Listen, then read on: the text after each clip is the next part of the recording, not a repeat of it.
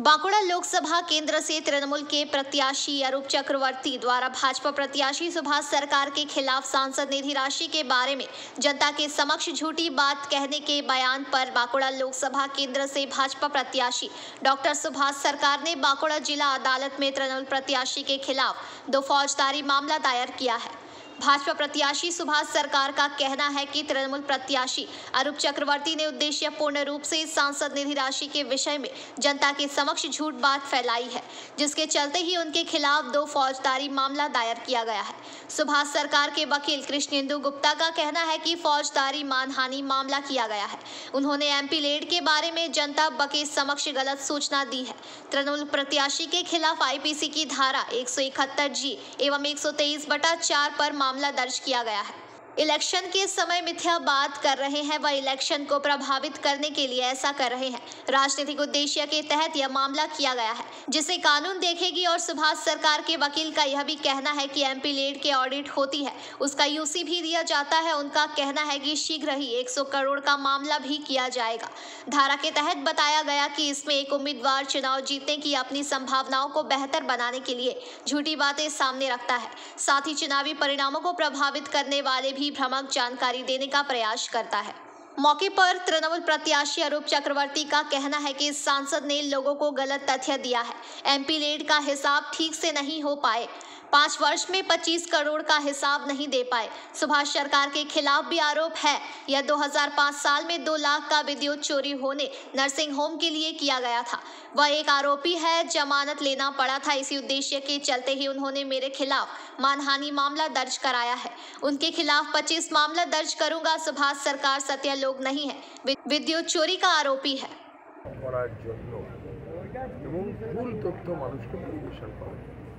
এই মামলা লড়তে কলকাতা থেকে এসেছেন শ্রী কৃষ্ণেন্দু গুপ্ত।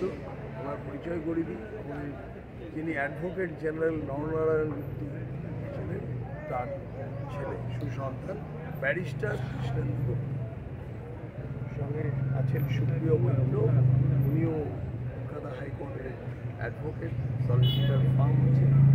আর অ্যাডভোকেট কেন্দ্র চট্টোপাধ্যায় বিষয়ে নীলেশ্বর সিংহ উনি আছেন, তার সঙ্গে অরূপ সিং এবং করি। সেটা হচ্ছে যে এর আরেকটা মাত্রা পেয়েছে। আমরা আরেকটা ধারাতেও করেছি, ফৌজদারি ধারায় 171G আইপিসি, তার সঙ্গে পিপলস রিপ্রেজেন্টেশন অ্যাক্ট 123(4) সেটাও আছে। সেটা হচ্ছে এই ইলেকশনের সময় স্পেশালি উনি মিথ্যাচার যেটা করছেন, সেটা ইলেকশনটা প্রভাবিত করার জন্য করছেন।